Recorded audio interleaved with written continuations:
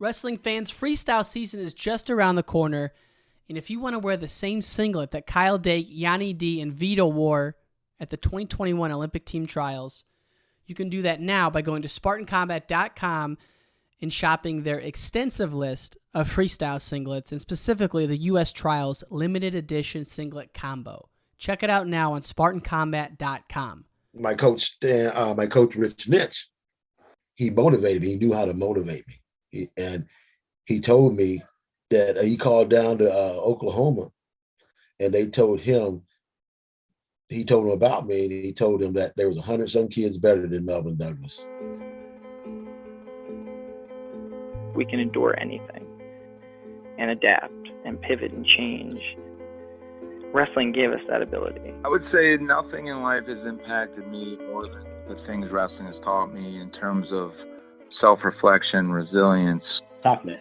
Some guys have it, some guys don't. Adversity, 100%. How to pick myself up and be a man after I failed.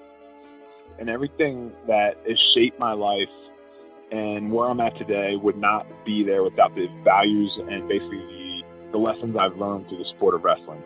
For me, wrestling saved my life because it allowed me to focus and channel my energy.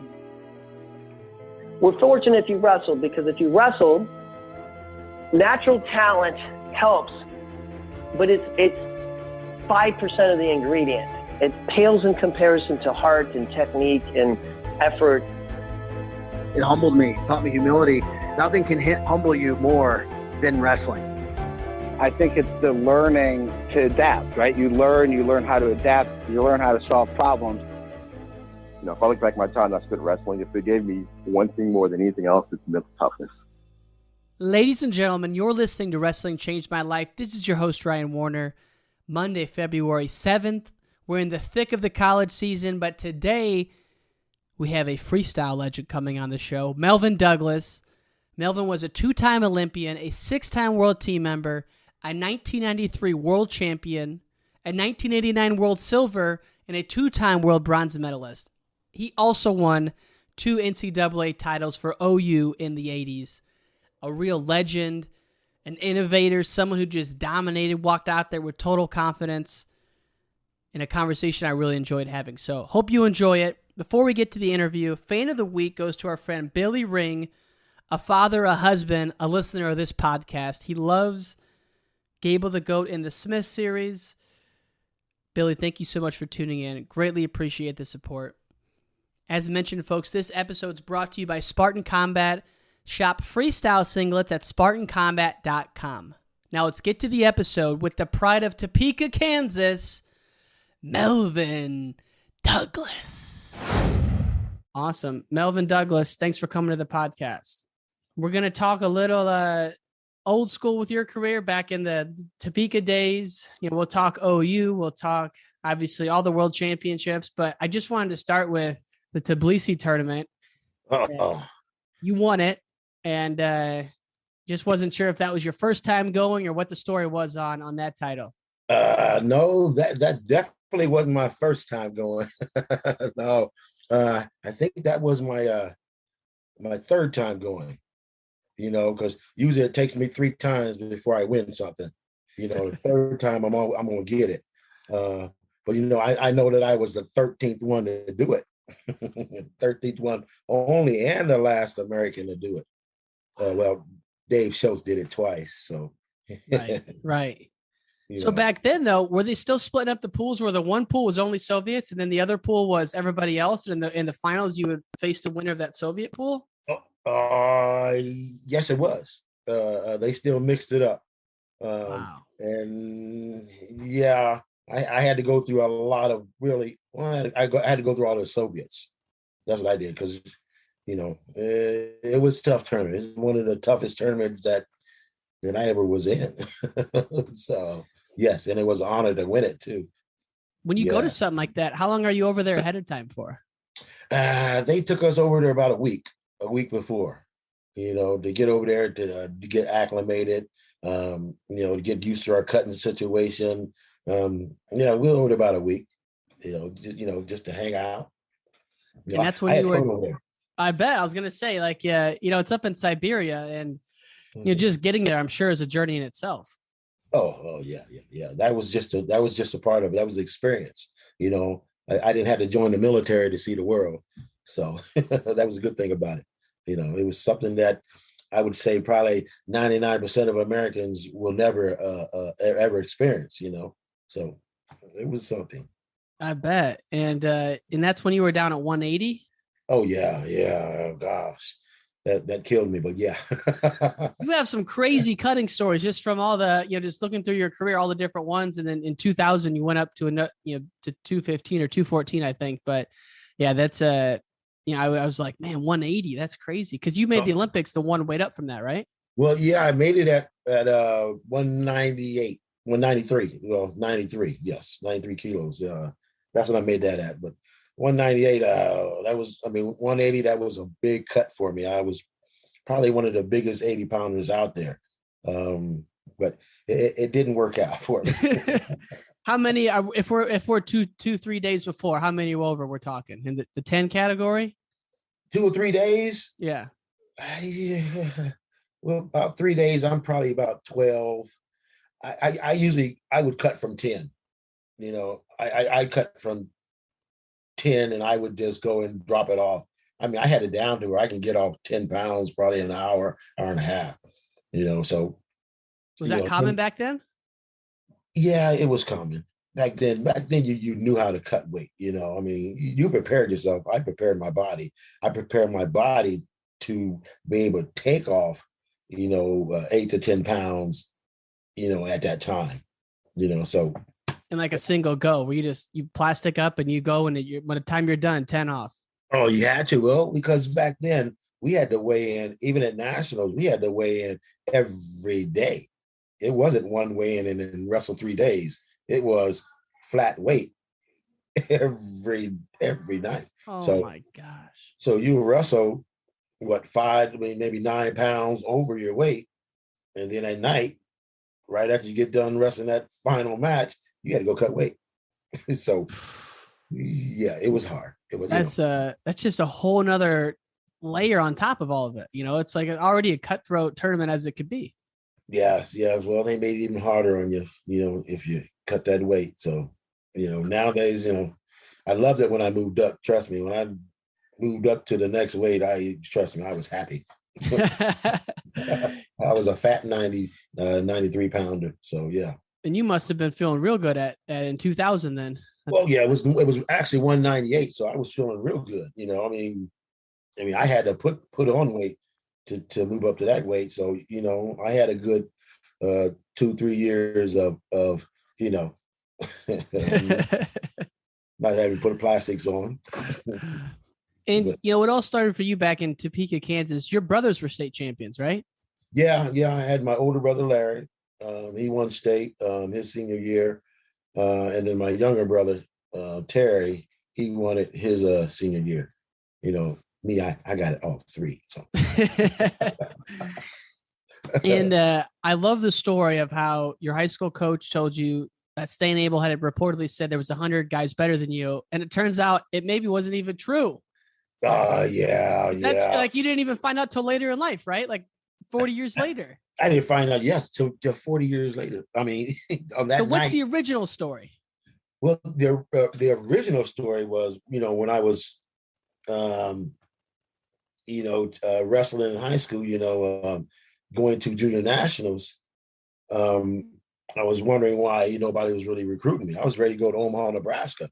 I was gone. I was getting mad because nobody was recruiting. I was 3-time state champion. Come on. And my coach, Rich Nitch, he was a great coach, bless him. He was great. He motivated me. He knew how to motivate me. And he told me that he called down to Oklahoma, and he told him about me, and he told him that there was 100-some kids better than Melvin Douglas. And and he pissed me off. That pissed me off. He said, "What? 100 kids better than me? Oh, okay." And from that point on, I ran because I had no one to wrestle with. Because we're in Kansas, Topeka, Kansas. Just wasn't like that. So all I did is ran. I ran every day. I think I probably ran 12 miles, probably even further than that. I ran it every day. Until we end up having to go wrestle, train up at Nebraska. I was interested in going there. But he told me he had no more scholarships for me. Oh, that pissed me off even more, because he didn't want to recruit me. Okay. So I trained hard. I wrestled hard. I trained hard, and I went to junior nationals. I had two things. I had a double leg and I had a headlock. Okay. It was either I double legged you or you pulled me up into my headlock, to where I went through the national tournament, and I ended up either 10-pointing you or I pinned you until I got to the finals. And just to be cautious, I didn't want to make any mistakes. I beat the guy 6-0. Okay. And so I got my championships. I'm like, so where are those 100 boys at? And at that time, I'm up in the stands with my mom, celebrating. All of a sudden, Stan Abel walks up, and starts talking to me, because I just pounded the kid he wanted to recruit, and starts talking to me. And my mom did not want to give him a minute talk. They didn't. It was a cold shoulder, But basically, that's what he used to motivate me. And I guess Stan got smart and called up my coach and had him come and talk to me. And he ended up picking me up and took me down to Oklahoma. And, the rest was history, But anyway, I found out the time that Stan really didn't say that, because they denied it, they denied it. But, I found out the night that I was getting inducted in the Hall of Fame. My coach told me that he just made that up. But it's what it did to motivate me. That's what it did. That's basically what it did.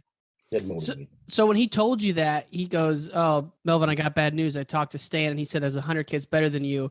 Now, when you hear that news, are you thinking, "Man, he's right. I'm out of my league here"? Or you're thinking, "There's no way there's 100 kids better than me"? Oh, heck no. I never thought that. No, because I mean, it just motivated me. It just motivated me. I'm not that type of person. You tell me I can't do something, I'm gonna prove you wrong. I'm gonna prove you wrong. I'm gonna do my hardest to prove you wrong, and I did. It's like my junior high coach. He motivated me by winning junior high by telling me if I won junior high city that I would get a Big Mac, large fry, large Coke. That's what the champion got. I mean, they did things to motivate you, things like that. And that right there motivated me. You tell me I can't do something, I'm going to prove you wrong. And the people who knew me, they knew that was the way to motivate me. I love how your mom was cold shouldering, though. Even still, you got the head coach at OU walking up, and she had nothing to do with it. She didn't want to do it. She was like, "Where's those 100 kids? Where they at?" That was my mom. My mom she was the one that pushed me. They pushed me. My mom and dad pushed me hard. So were your parents into sports? Well, yeah, my dad was a football player. My dad actually brought the first medal to my high school in wrestling. He took third. He wasn't as good as me. No, but yeah, it was in the family. Wrestling was in the family. So, it was something I did because my brothers did it. I didn't like wrestling. I didn't like wrestling at all. Wrestling's hard. You got to cut weight. You got to wrestle. People trying to hurt you. I didn't like it. I really didn't start enjoying wrestling and probably till my junior year in college. I just saw it as a means to get where I needed to go, because I didn't know you wrestled in college when I was in high school. I had no inkling until I found out, wait a minute, they gave you scholarships? Okay. You mean they pay you to go to school to wrestle? Didn't know anything about it because my parents, my ex-wife used to tell me this. She told me that I had an unconscious childhood, and that's because my parents allowed me to just play. So I didn't really worry about life, but like I said, when I found out that wrestling was something that you could use to go to school, I used it to go to school, So anyway. So let alone even like thinking about training full time for like the Olympics, that wasn't even your thought process at that time. Oh no, it wasn't. It wasn't at all. I didn't think anything about the Olympics. I mean, first person I saw wrestle in college was Nate Carl. Nate Carl, when he was wrestling for Iowa State, when he won the championship against Kenny Monday. He was the first person I saw wrestle in college. I'm like, okay, so that's college wrestling. And that's what got me started. And then you go to, OU during the 80s when they were just murderers row. I mean, they took, OU takes second in the country when you're a junior and a senior. And, you get there in the fall of 81. The great Dave Schultz is there. Mark Schultz is there. Mark Schultz there. Andre Metzger. Israel Shepherd. Boo Thomas. We had some, what's the other one? Took third, Roger Prevail. He took third 3 times. Yes, I had a lineup. And then I came in with a lineup. John LaViolette, Johnny Johnson, Dan Shea. We came in with a lineup. So, yeah, we were packed. You think about it now, for OU to finish ahead of Okie State 2 years in a row, you don't see it that much this era, but back in your era, that was commonplace. You guys were going to war with those guys. Okie State, we used to rule them. Yeah. My days. Okay, who? Bedlam must have been crazy back then. Bedlam was great. It was one of the greatest matches around. I enjoyed being in it. You could not hear anything. You couldn't hear nothing. It was great, especially when you wrestled down at Oklahoma State. They got that, and they got that cowboy running around shooting a gun and pow pow. It was just great. And you're going against the great Mike Sheets as a youngster. Oh my gosh. Ooh, I just look back at those names. I'm like, oh my gosh. Oh yeah, Mike Sheets. Mike Sheets is the only person that ever turned me with his legs. I couldn't take it anymore. He just, honestly, I said, and turned with, okay, just to take the pressure off. I turned just to take the pressure off. I wasn't gonna let him pin me, so I got back over. But that man, he could ride. No one had better legs than Mike Sheets. No one. Wow. Man. I heard him make Mark Schultz yell. Whoa. He made Mark Schultz yell. So yeah, I know. Mike Sheets, he's a great rider. So and those were your early years, right? Like your sophomore, freshman years? Yes, they were. They were my sophomore, freshman years. And so yeah, I started off rough. And then you were the big dog in your junior and senior year. Well, yeah, because once I moved up to 77, again, I was cutting a lot of weight. I was actually cutting to 167 when I was a sophomore. And I didn't make weight that year. You didn't make weight? Yeah. The first day or the second day? Or the second day. We were going to semis. We were in the semis, and I didn't make weight. What happened? Did you have like a fast food bender, or you just couldn't get down? I just couldn't down. I couldn't get down. I was a 1/10 of a pound over. So you go to weigh-ins or the night or the morning of? They were that night. They were only at night. I think because of me, they changed the next year. They made it so that you could, if you missed it at night, you had a chance to make it in the morning. Wow. So you wrestle your match, you're doing good, 2-0, feeling good, and you can't get down, and then it's over. That's it. No, I wrestled. I think the first day, wrestled real hard. We wrestled to the semis, and I was in the semis. I had Iowa in the finals. In the semis, and I was going to smoke him. Smoke him. But I ended up not making weight, and at that time, because I didn't make weight, everyone that I beat was out of the tournament, and everyone that they beat was out of the tournament. So they had to bring it. Yeah, it was changed. They changed a lot of stuff because of that. It didn't happen again. So when you said earlier that your junior year you really started to like it? Was it because of that moment you missed weight and you rededicated yourself, or that come later on? Because I rededicated myself and I moved up to 77. Shay moved up to 90. I mean, and I was feeling a lot better about myself. And hey, when you don't got to cut a lot of weight, wrestling's a lot funner. Yeah. Still had to be a cut though for you to get down to 77. Not when I cut from to 167. Right. No, 177. I was cutting from like 85. That wasn't a big cut for me. That was nothing. Plus, I knew how to cut weight. Mm-hmm. That was easy. Yeah, that was easy. It was easy. 177 was easy. I won that easily. Yeah. Oh, crazy! You wrestled the same dude in the finals 2 years in a row. Oh yeah. Well, you know what? I almost didn't. Like I said, I almost didn't because they considered me ineligible the first part of the year. I had to fight to get my year back. What happened? Well, somehow somebody tried to say, I ain't gonna say, tried to say that I wrestled as a freshman and I shouldn't be able to wrestle my senior year. That would be 5 years for me wrestling. Well, you know, so they listened to them and they took my year away from me. So I had to go get lawyers. Well, I mean, I got on the news and radio and told them what happened to me and stuff. And next thing you know, I had one of the biggest law firms in Oklahoma City call me up saying they'll represent me. And what they did is they represented me and we took it to the NCAAs. We had to go down there and present our court. I flew down to Louisiana and we had to present our facts and everything and went to the board and came back out. I had to sit back out and they made the decision, came back unanimous, but they gave me back my year. Holy smokes. Oh yeah, it was great. And that day I had to go back.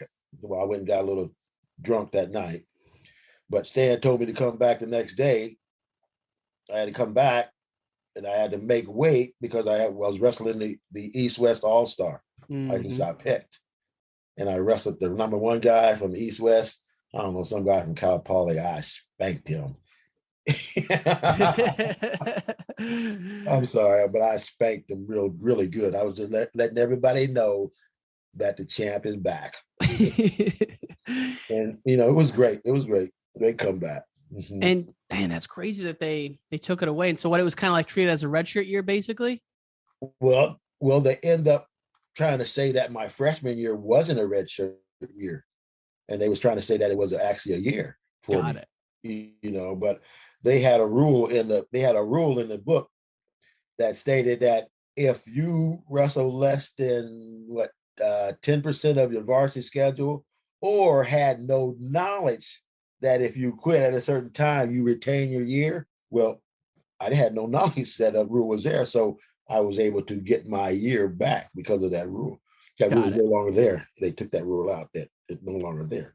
But yeah, I was able to get my year back. And like I said, I went to nationals with probably my record was 11-0. Wow. By the time I got through nationals, my record was 18-0. You know, that was. And I was fresh. Ask Mr. Caton. And so was there a point where you thought I might not get a chance to go my senior year? Like, it was that real? Oh yeah, there was. I mean, yeah, I actually was near. I mean, the first part of the year, I couldn't train. I couldn't do nothing with the guys. I mean, I was done. I was considered done. Oh my gosh. And like I say, I mean, I thought I was done. And then, like I said, when that lawyer firm said they would represent me, and you know that they gave me some hope, and that was Changed everything. Oh, it changed everything. You know, yeah, it changed everything. It, you know, maybe a two-timer. Yeah, and I mean that's the thing. Like, so the latter part of your career, you really roll through and are dominating, but before that, you know, your freshman, sophomore year, you're battling, and you know, sophomore year maybe would have won it as well if the weight issue wasn't there. I'll be honest with you. I don't think I'd have won it my sophomore year because Mike Sheets was in the finals. Got it. Okay, he was still there. Yeah, Mike Sheets was still there, But what was the climb up for you to get there? Like, what was it like in the OU room, like practices back then? Was it a lot of live, a lot of drilling? Oh, you know what? It was a lot of just straight up scrapping. I mean, it was like get out there and wrestle. And believe me, anywhere I went, it was hard. No matter if I went the weight above me, the weight down, it was hard no matter what. I mean, there were days that I wouldn't get takedown. If I wanted a takedown, I had to wrestle a freshman or somebody in my own class. I mean, it was rough. I mean, I would get beat down. Physical, tough goes, no mercy. Yeah, I mean, you had Mark Schultz, Dave Schultz. I mean, it didn't matter where you go. These guys would pick on you. They would double team you and just beat you down and try to break you. I mean, I saw them break this one guy one time. Oh, they broke him. Oh, I watched Mark Schultz. I forgot his name, but they just picked on him and broke him. He went storming out the room. It was a rough room. We had a rough room. And those are old school days too, where it was fights in the room, all that kind of stuff. Oh yeah, it was that part of it. Get up, come on, let's go. But you know what? It's where you hit the wall. You don't stop. You hit that wall, you bounce off of it, and keep going. If you hit the wall, I'm gonna take you down. I'm gonna pull you off the wall and take you down. We fought. I mean, that was the point right there when I realized in my head, I just sat there and clicked. You know what?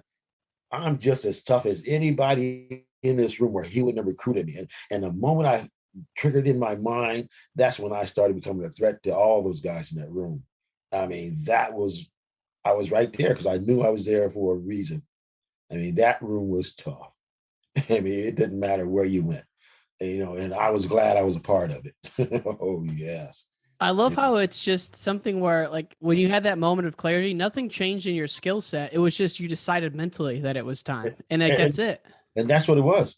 I mean, I knew I had the skills. I mean, it was just, I'm just as good as you. And I'm going to get it. I'm going to go. And like I say, I became a threat to everyone. I became a threat to everyone in that room. I became a threat to everyone in the world, because I knew that I had the talent of all these guys here, Wow. Because like I say, I tell you, the first time I went to college, the first time I got to college and I saw Dave Schultz, okay? I never knew who Dave Schultz was, but when I first saw Dave Schultz, I looked at him and I said, that's Dave Schultz? Oh, I'm going to be on varsity as a freshman. I'm going to whoop his. I'm a national champion. I'm the highest high school. I mean, I'm on top of the world. And then Dave Schultz sees me, and invites me to wrestle. I said, all right, yeah, let's go wrestle. And I'm just thinking, I'm going to tear him up. He takes me down to this little room. We go in. We wrestle for about an hour. He did not give me one takedown. He did not let me escape. He beat me, turned me left, right, up, upside down. Anyway, he wanted, took me down, just beat me up. And I got up and I'm thinking, oh my gosh. And he just shook my head and said, welcome to college. And wow, I'd never been beat like that. And that's when I knew I was for real. So that's how I was going to Oklahoma, Man, and like those kind of legends to have around too. And, obviously everyone knows and loves Dave Schultz, but Mark Schultz, what a physical specimen.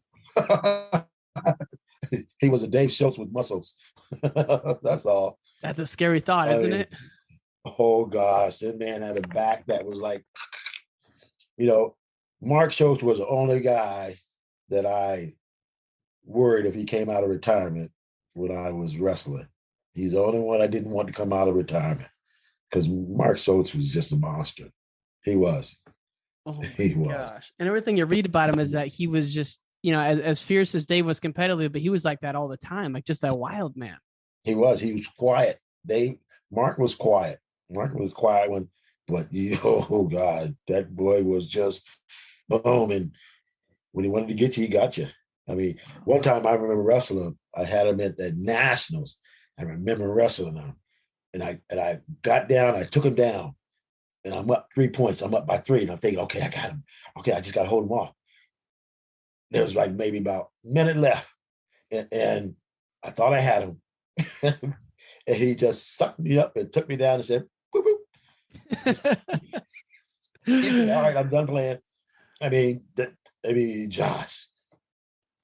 Anyway, I look at the guys you wrestled. It's like Mike Sheets, Kadartsev, Hidari. I mean, Kevin Jackson. I mean, the Scher brothers. It's just like ridiculous the amount of guys you've gone through in your day and age. Yeah. You know? It was fun. I had a good time. I mean, I had some good competitors. I had good people to train with. You know, I had good people to wrestle against.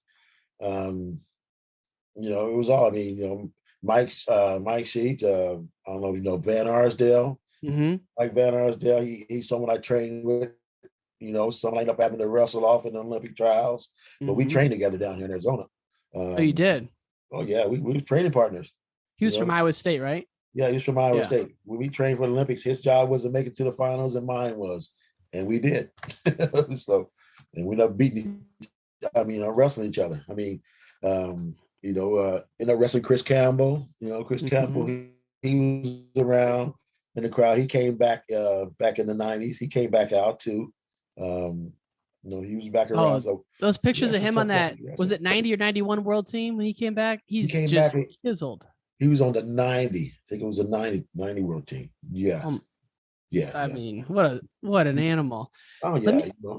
Let me ask you about this guy who it looks like you had a couple matches with in college. He was a Hall of Famer in Illinois, Booker Benfield.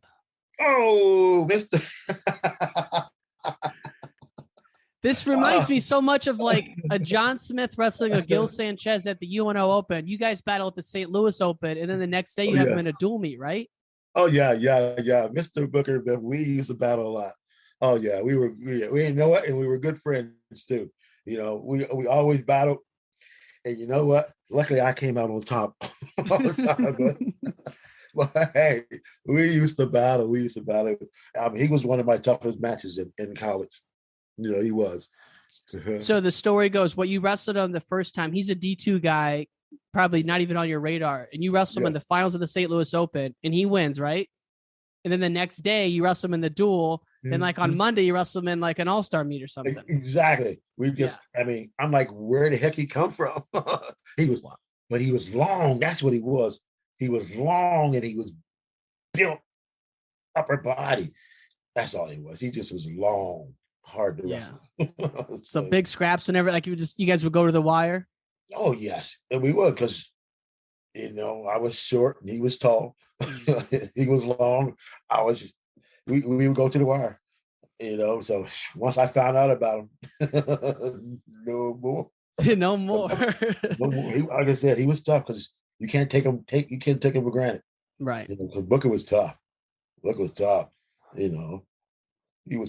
Well, I know SIU's, power program in the D2 ranks at that time. Tim Wright was one of the first 4-time national champ. Was at D2, but obviously back then the hassle rig rule wasn't in effect, so those guys were coming to D1s. But I can just imagine, OU rolls into town at the St. Louis Open. You guys are the big dogs, one of the top teams in D1, and you wrestle a D2 guy, and the next day you guys meet again. I just love those stories. Yeah, like I said, we didn't expect it. You don't expect it. But he would get on the podium at D1s once in a while, right? Yeah, he would. Yeah. Because Booker was tougher. He was tough. He just happened to be there. It's like you said, like Hasselred. That man was a 6-time national champion. Isn't that crazy? I mean, that is national champion, and then went and played pro football. Right. So crazy. That's just that kind of talent is just amazing. That's an athlete. So everyone knows that you trained at Arizona State for a long time, and still living in Arizona, I believe. But I found an old article that said for a short while you went to Minnesota to train with J-Rob to learn freestyle. Oh yeah. Well, when coming out of OU, I wanted to stay in wrestling. I wanted to, stay in wrestling, and at that time, Jay Robinson, was the only one really looking for coaches. And actually, that was a move that I actually happy that I made. One reason is because it kept me in wrestling. And I learned a lot. I learned a lot from actually Jay. Because Jay's actually he's a great coach. Jay was great. I mean, Jay was one of those coaches. He was like this. He was a head coach.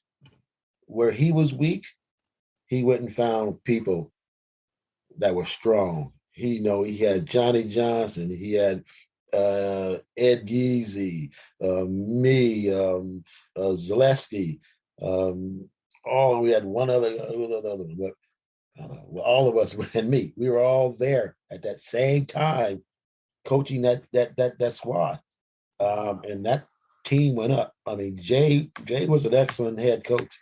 He taught me that you don't have to do it all. You don't have to do it all if you're the head coach. So anyway, I learned from that. But when I went in 89 and took second in the worlds, that's when I just learned how to wrestle freestyle. Went there and ended up taking second in the worlds. And I guess Mr. Bobby Douglas liked what he saw and offered me a job down here in Arizona. Yeah. Well, you got to think about it. 60 below wind chill, 105, 110. What do you think I'm going to Right. And that was the gold era of the Sun Devils, too. I mean, they had just won it in 88, and, they were right in the mix. Yes, they were right in the mix and stuff, So I came down into a good program. So I didn't mind that at all, but in Arizona, this is a place where people retire and you just don't want to leave, and I just didn't want to leave. Well, look at some of your mentors: Bobby Douglas, J-Rob, Stan Abel, the Schultz brothers. I mean, that's the great thing about wrestling is you get to meet all these people who are just so inspirational. So you went to Minnesota. J-Rob is known. He was known as a technician at Iowa. Under Gable, but also known as a guy who just put a lot of work on the guys. And he even admits maybe overworked guys early on. Was there a big difference in the workload compared to what you saw at OU, or was it about similar? Well, yeah, there was a lot difference, because he let us do it. Jay gave us certain weights. It said, these are your guys. These are your guys, get them ready. And that's what we did. We had 3 guys. We got them together. We got them ready. We got them ready. We made them tough. We wrestled with them. We wrestled with them. We coached them. We taught them. How can you not be better? Right. If you're wrestling national champions, if you're wrestling world-class champions, how can you not? I mean, there was a guy in there, Mike Foy, who was at Minnesota. Oh gosh, that guy was a scrapper. Him and I used to wrestle from one end of the room to the other. Was Dave Dean there at that time? Dave Dean was there too. Dave Dean was one of the guys that I was in charge of helping get better. So we scrapped. So you were at the beginning of that Minnesota revival. I mean, it was just starting then at that time. Yes, it was. Yes, and what was all those brothers' name? Got their names. So many of them that was there. Marty Morgan was a little bit after that. All the Morgans, yes, Marty and them. And there's a whole clan of the Morgans. Yes, and they went through it too. And the Morgans, I mean, it was tough. Minnesota was some tough years. I bet. I mean, they had some, good teams early on, even in like the early 90s. But then you think about it, it took until 2001 for him to win. It just shows how hard it is to break through as a team, and yes, Jay is that's what it is. So Jay had the plan. Yes, it was. Jay had the plan. He had the plan. But nowadays, Penn State. Penn State's looking crazy right now. I mean, and I also just love thinking back to the difference in funding for freestyle wrestling now versus during that time. Like, had USAW even started the stipend process then? Yeah, they did. Back then, USA Wrestling did. They had salaries. We had stipends. Then also too, you had tournaments that you could go in and get some money in there too. And then actually that was time when they started allowing you to go out and find sponsors for yourself. So you can go out and find sponsors too. So yes, that's when it was just starting to open up. And that was one of the things that kept me in it too long, because hey, shit, who likes I'm winning? Yeah, as long as I'm winning. Right. You know what? So, and it was kind of what, Sunkiss versus Foxcatcher back then? Those are the two big ones? Yes, Sunkiss versus Foxcatcher. Yes, it was. And every once in a while, another team would stick in there. Yeah, that was like I said, keep wrestling until somebody beats you. At least it was. I mean, I had a good run. I think I was 38 at my last Olympics. Yeah, I was the oldest wrestler there. Really? So, oh yeah. Shoot. And dang it, took the gold medalist to overtime. What year was that? Lucky. That was 2000. Year 2000. Yeah, I was 38 when I went to that one. Well, when you look at that was a good trip. When you look at your resume, you look at 8-time world team member, world champ, multiple time placer, 2-time Olympian. Mm-hmm. But then, as I dig in further, I'm like, you could have been a 4-time Olympian because in 88, battling 92 right there. And I was going to ask you, 92, you had been out of college for a little bit at that point. Was that kind of an inflection point where you considered not going on, or did you always know you were going to go on after 92 Olympic trials? After 92 Olympic trials, well, because I didn't make it, that made me go further. That made me go to 2000, because I had to make the Olympic team. I should have made it in 96. I mean, not 96, but in 92, but Kevin got me. Kevin got me. And Alger got me. Royce Alger. You know what? That's one guy I have to give respect. Royce Alger, that guy right there has beaten all of us. He's beaten Dave Schultz, Kenny Monday, Kevin Jackson. He's beaten all of us. Right. He takes second in the world, but there were just too many of us. Too many of us. But that weight class, crazy. I mean, it was I don't crazy. know if that's the same Rob Cole weight class or if that's one down. No, Rob Cole's down. Rob Cole's one. Okay. Down. That was him. Kenny Monday. Did you change weights after 92 then? 92, yep. 92, I went up. Yes, I went up. I couldn't do it no more. I mean, because then you just fell into your own. You were the guy, on the world stage, top 3, first, pretty much every year until you retired. Yeah. I mean, once I got up there and I stopped cutting that big weight, then it stopped, because then I could concentrate on the technique, concentrate on the strategy, the mental part of the game, which there to me this year, that mental stuff they're using it wrong. I have to tell you that. I'm glad you brought it up because I heard you say that, cliche to say about 99% of wrestling's mental, but you really believe that in that, you really thought things through 3 moves ahead. I mean, talk about like what it means to you, like when you say wrestling's mostly mental. Well, it is. You have to really set your opponent up. You have to mentally prepare yourself to go out there and wrestle as hard as you can against the best guy that's out there. I mean, that guy has equal skills as you. I mean, I knew when I was wrestling that Russian, they were presenting their best guy to me, and he either had the equal skills as I had, and I had to somehow outthink him. I had to either mentally keep attacking him or mentally be physically, just keep battling against him. It's just a mental thing. It's a pressure. Like, let me give you an example. Like I tell people all the time, it's easier to become a champion, but it's much harder to stay a champion. And that's what I mean by mentally. I mean, because once I became the champion, I knew that everyone was watching me.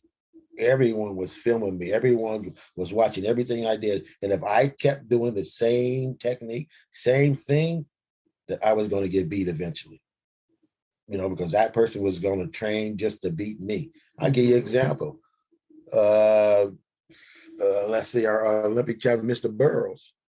Mr. Burroughs, he got beat by, who beat him in the trials? Dake. Dake beat him, but then Mr. Burroughs moves up to the next weight and wins the world championship. Did Mr. Dake win the world championship? Because he trained just to beat Mr. Burroughs. Okay, he didn't go win the Olympics because he trained just to meet Mr. Burroughs. That's why I believe you always got to be changing your style of wrestling because people are watching you. If you don't, they're going to get you. So would you visualize like matches through and spend a lot of time like thinking about matches in different positions? Now I wouldn't visualize it.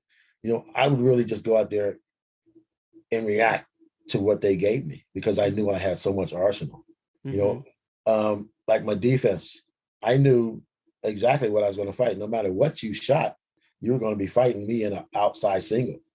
I was going to put you in an outside single position to where I'm fighting my outside single. And I feel you can't take me down. It's going to be hard for you to beat me. And then I would have a takedown. I knew I had to take you down. Duck unders were crazy. Oh yeah. I mean, that's one of those things that's it's to happen. If you scramble with me, you're likely to get, I'm gonna duck you.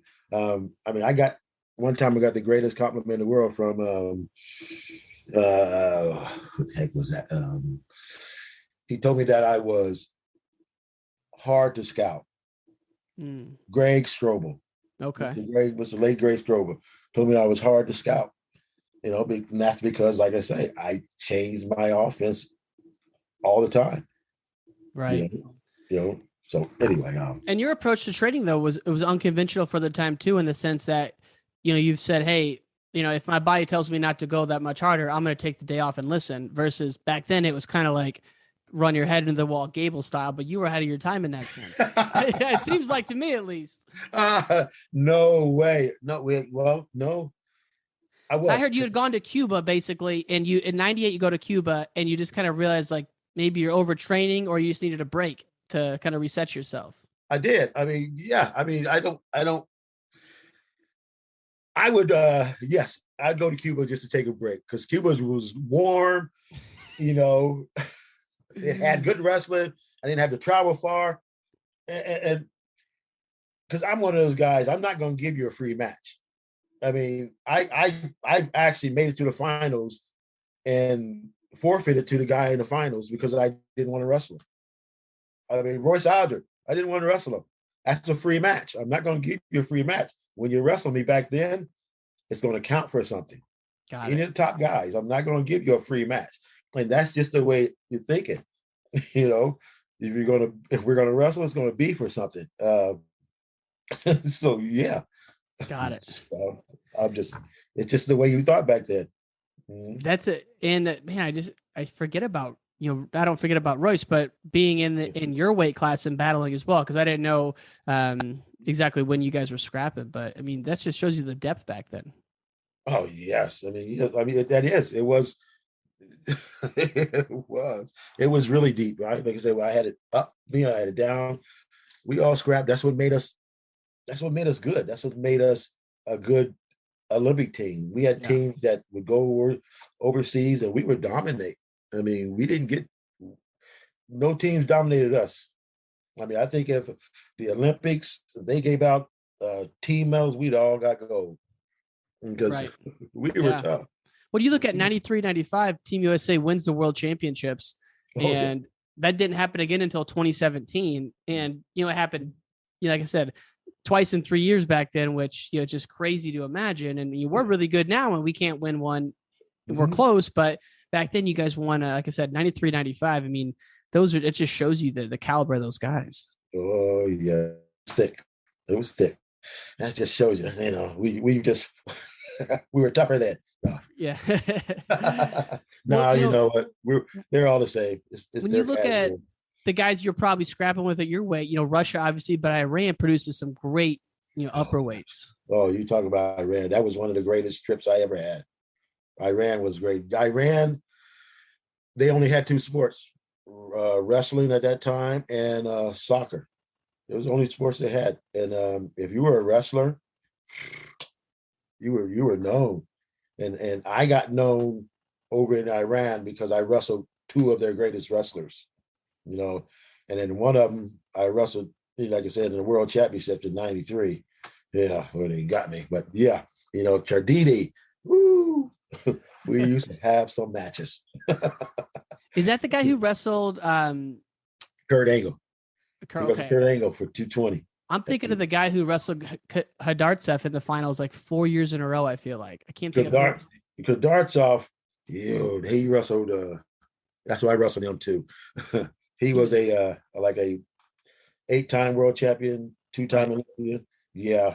But he lost to an Iranian in 96. I'm trying to think of the guy's name. He lost to the Iranian who beat Kenny. Not Kenny. Kevin. I wrestled him. Was this before Hidari's time? This was, yes. Because Hidari and DC scrapped a little bit, and I didn't know if you guys did at the end of your career, and the beginning of Hidari's career. What was his name? That boy was bad too. He was a 4-timer. Yeah. 4-time world champion. He moves up to heavyweight and won it too.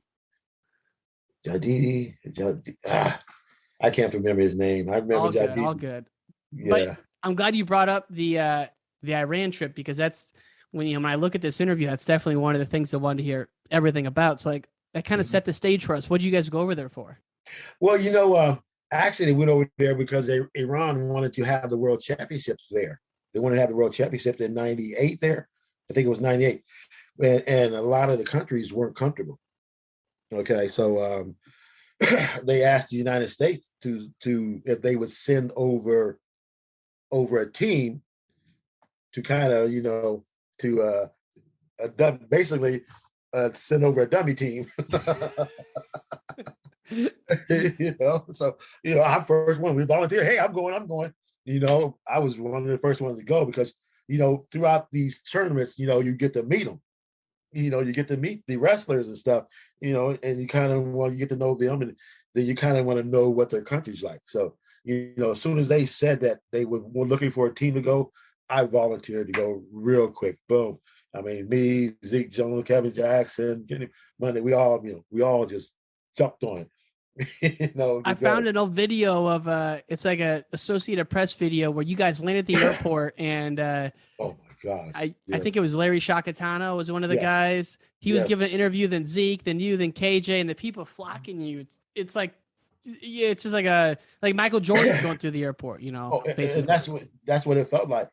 I mean, and we thought that we flew in about 1 a.m., 1:30 in the morning. Okay. We're thinking, okay, all right, they're going to fly us in here. All right, undercover, everybody's asleep. We can sneak in, no problem. Shoot, we get in there, we go up the escalator, and about 100 press are there, just boom, and they just bombard us and just interview us, this and that and stuff, and we're thinking, okay, then we walk outside and there's a crowd of people just out there welcoming us there. Wow. So yeah, I mean, it was really fun to get go. I mean, we felt welcome. Yeah. And I heard that even like once you get to the hotel, maybe like in the morning, you go out to get a coffee or a tea, you can't even walk around the streets without people noticing you. No, you couldn't. Oh, come on. That's crazy though, to even think that. They knew, everyone in that city knew that we were there. Everyone, because it was on the news. It was on the news. It's regular TV. Wrestling, everything they did was on TV. I mean, they knew we were there. I mean, there's an example of me because the time, it's like they knew of me. I mean, they knew of me because I wrestled their guys. Mm-hmm. And I mean, there would be times when we'll be driving in a cab. I remember one time we got in a cab and we stopped at a light and I rolled my window down and some kids were playing soccer and they pointed at me and they said, "Look, Douglas. And they started running over to the cab. Wow. And the cab driver had to take off. And because, I mean, it was great. And they knew that because they were setting me and Jadidi up throughout the press, because they would interview me, say something to me, and I'd make a comment after my match, and he would make a comment, and they would just build us up. I mean, they would build us up. They kept building us up. And it was a great thing. And matter of fact, they took his and my match and they moved it to the last match of the night.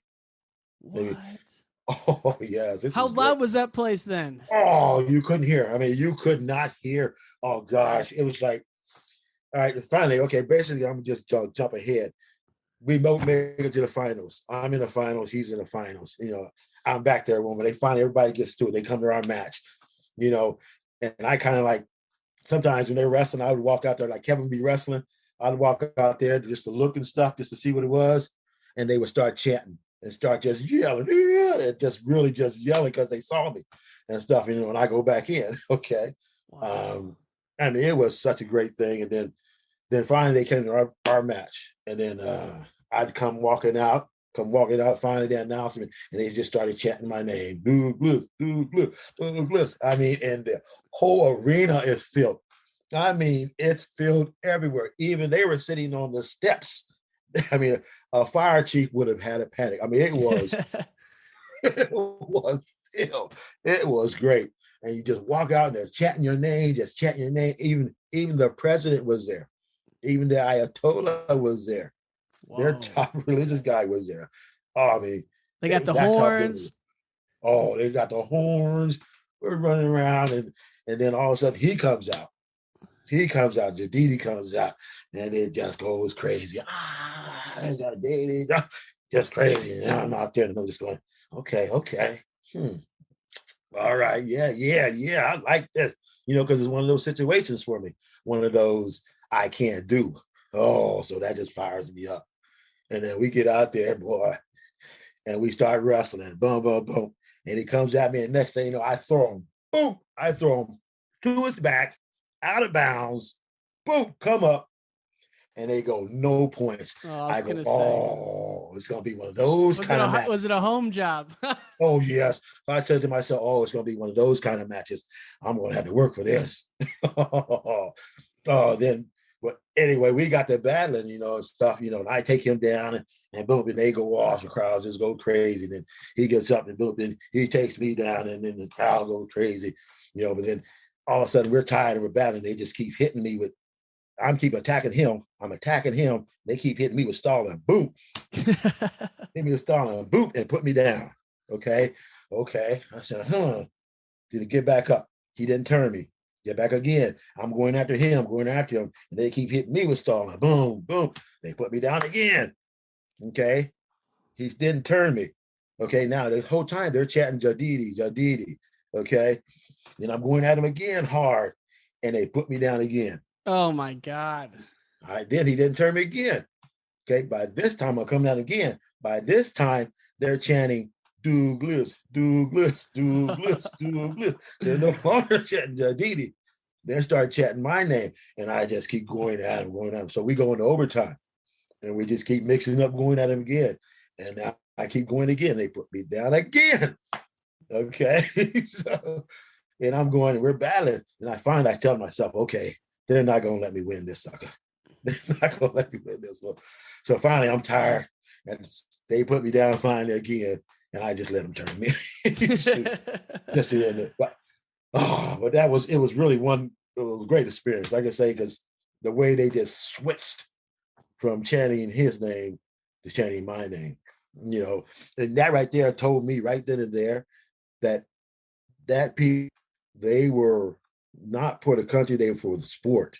They enjoyed the sport because it's so important. Because look at now, like unfortunately, the bout at the ballpark this week, Iran's not going to come anymore because of political issues. But it's like it just sucks because like even back in your era, like you're talking about, like this is like 97, 98, somewhere in there. You guys went over there, and and Burroughs has gone over there and said how welcoming it is. So I just wish, I hope it, in the future it all gets worked out. But they'll tell you it's not the people. They'll say it's the government. Yeah, they'll tell you that. They'll love the people. So, and I was gonna, I think about that World Championships. I think about one of the first times that Kolak got involved in his debauchery, where they just robbed him of matches. So I was gonna ask you if that ever happened to you in any, at any big level, but obviously it happened in that match. Yeah, big time. It happened in 91. 95 here in the United States. Really? Oh yeah. I was there when Kolak got robbed. Oh my God. Yeah, man, that was a scrap. But anyway. McCoy too, right? They changed the match. Oh, big time. They did everything. Changed the match, everything. But what can you do? you could do nothing. So frustrating, though, right? It was. I honestly watched them in '95 World Championships. It was me going to the finals. I actually watched them with darts off. I had my hand raised. They protested and they gave it to Godarzo. Oh. Changed it, everything. Re-wrestle or change behind closed doors? Oh, change behind closed doors. Oh my gosh. So just infuriating. Mm-hmm. It is. And what can you do about it? And you know what? And at times Zeke Jones goes, well, you got to get out there and score points so that they can't get you like that. Well, what do you think I'm trying to do, Mr. Jones? And then the next day they screwed him. Oh man. Yeah, 95 World Championship. It's like against a guy that high level, you're lucky to score one in a match and keeping him off. So like, what more can you do? Yes, you think I'm not trying to score? Right. This is the come on now. But wow. Yeah, but those are things we deal with. And I know you've been in 2 Olympic Games, the Iran trip, multiple trips overseas. Where does having the Olympics in Atlanta at home in '96 rank in terms of experiences for you? Really? The '96 Olympics, they were all right. They weren't the best, No. It was too much. I don't know. It just didn't seem organized as much. But like the 2000 really? Was great. Oh yeah. It didn't for me. It didn't. Right. But the 2000 they were great. 2000 Olympics were great. I had a good time. I don't know. Maybe I expected more from the United States. Put it that way.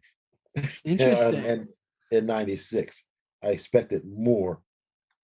For a country we are. I mean, I'm not gonna say it wasn't bad, but it could have been better. Even more.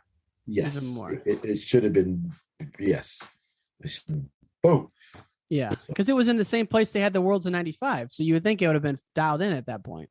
Exactly. It wasn't what it was. Really, really hot and humid.